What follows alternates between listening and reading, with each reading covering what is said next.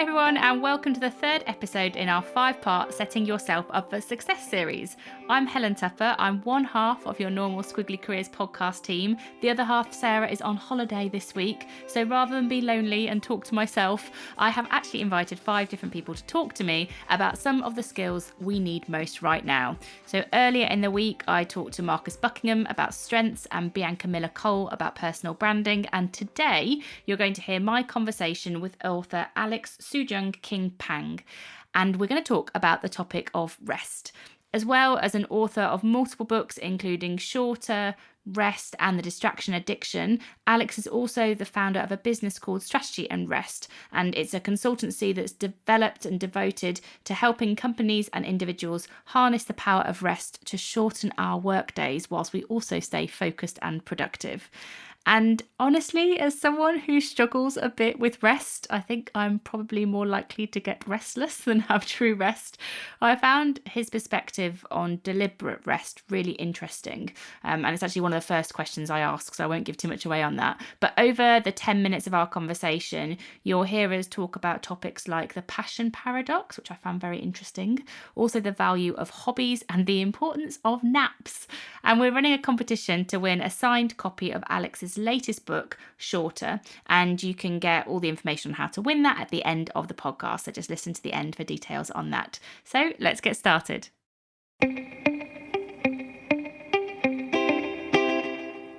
Hello, Alex, and welcome to the podcast. Oh, thanks very much for having me, Helen. I really wanted to talk a little bit about deliberate rest a little bit more, because I had a bit of an aha moment that scared me a little bit when I was reading Rest, which is talking about sort of reframing how you think of rest. So you talk about it in the book as rest is not the space where nothing happens. The counterintuitive discovery is that many of the most restorative kinds of rest are actually active. Things like exercise or walk or serious engaging hobbies do more for you than sitting on the couch binge watching television. But I thought, what if rest is not about the space where nothing happens? It's the space where something different happens. So I don't have to assume that it's a negative space. Actually, right. Rest can be a really positive thing. It's just a different space. It's like putting your brain, it's deliberate rest. You're kind of putting it in a different space. Yeah.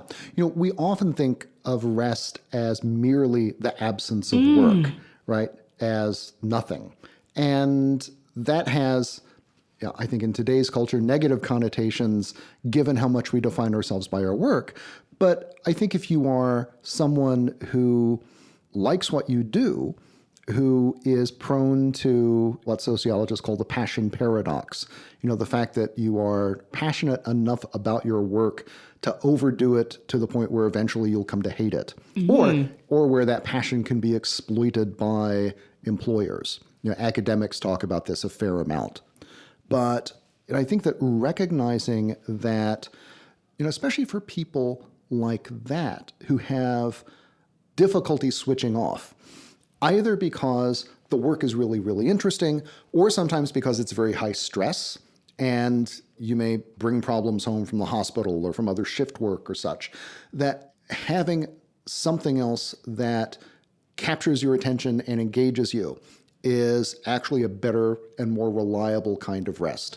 Winston Churchill talked about how, the man of action requires, not pure leisure, but rather another diversion that it's a brilliant impression. I love it. That can capture his attention and energies, et cetera, et cetera.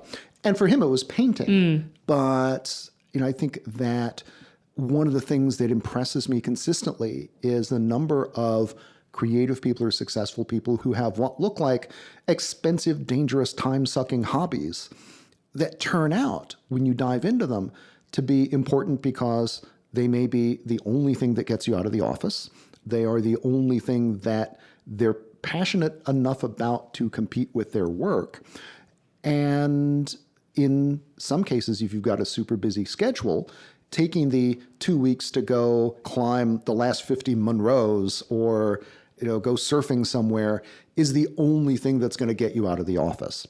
But I think that all of this starts with recognizing that rest is not just sitting on the couch with the remote in one hand and a bag of salty snacks in the other. Yeah. That the most restorative kinds of rest are often much more active than that, both for various physiological reasons, but also because they're the kind of rest that lots of us are actually going to take and take seriously. Any other sort of top tips for individuals who are trying to put rest into their days? Yeah, if you've got control over your own time, then a couple other significant things are starting work earlier, kind of front loading the day, doing your most important work super early in the morning is often amazingly valuable because it does two things. And one is it simply clears up more time in your schedule for the less significant stuff that you've got to deal with. It also, I think, reframes your day. If you've gotten through a big chunk of something that really matters early on, then you can give yourself more permission to rest later on. And is early relative? So I think I might be a bit like you. I'm an early riser. I love it. I like to get up before the kids and crack on. It just makes me feel better. Whereas my business partner is less of an early riser. So she might be at her desk maybe by 9, where I quite like to be at my desk by sort of like 7 or something like that. So it's early. It doesn't have to be the 5 o'clock people. It's just the first thing that you do in your day. Okay, so there is some evidence that the super early rise is good no matter what. I'm actually very much a night owl. When I was in college and grad school, I never started homework before about 10 p.m. But for me, getting up really early was the only time that I could work uninterrupted. It was a way of investing my best energy in my own work. And it was also before the kids got up. And there is some research that suggests that if you're a night owl, getting up really, really early makes you a little bit more creative because you're working against chronotype.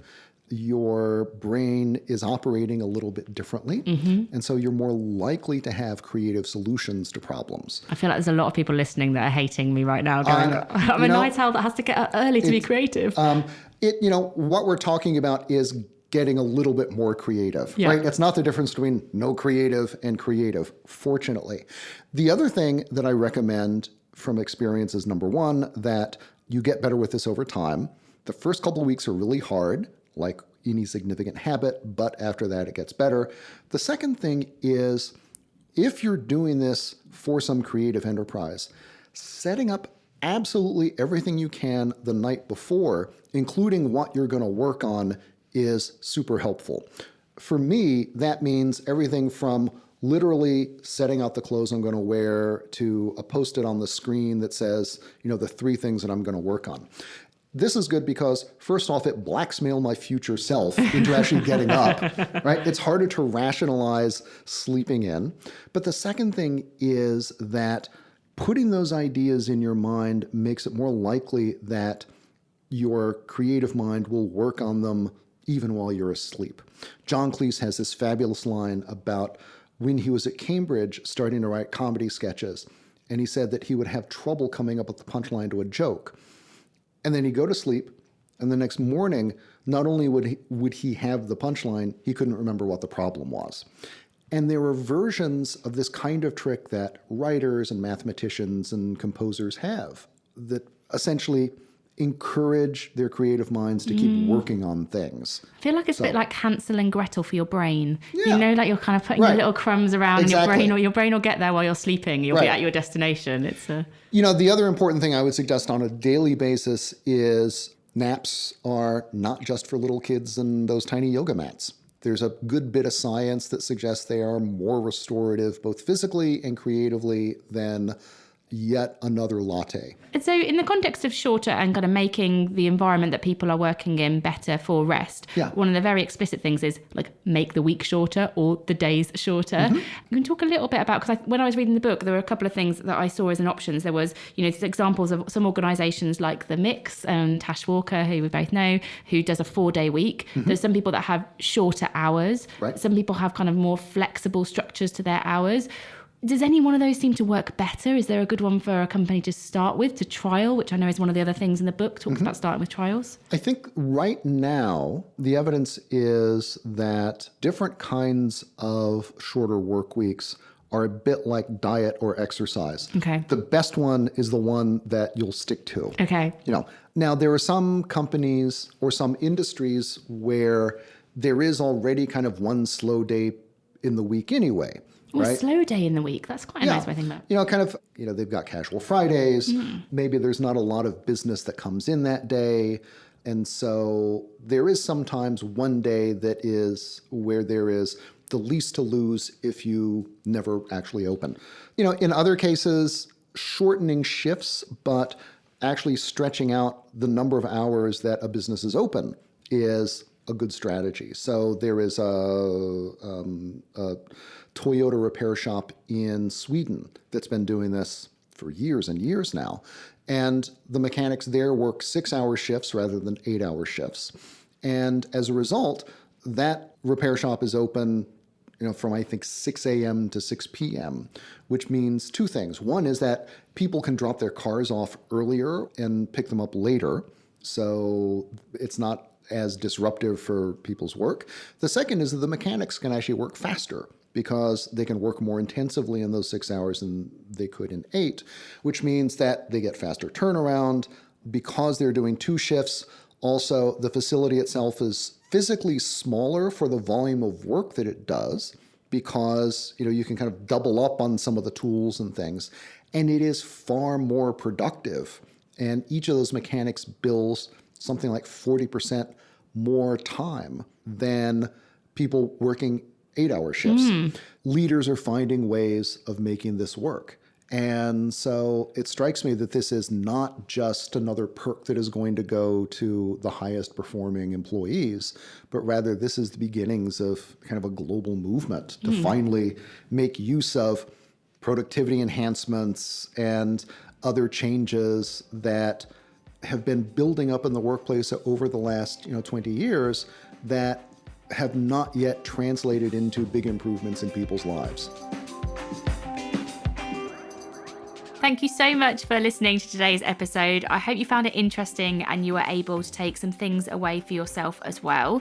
If you'd like to enter the competition where you can win a copy of Alex's latest book, Shorter, which he signed for me when I met him pre all things lockdown, you can just head to our Instagram channel, and our account is @amazingif, all one word, and look for the post about today's episode. If it helps, it has a picture of Alex looking very restful on it with his eyes closed.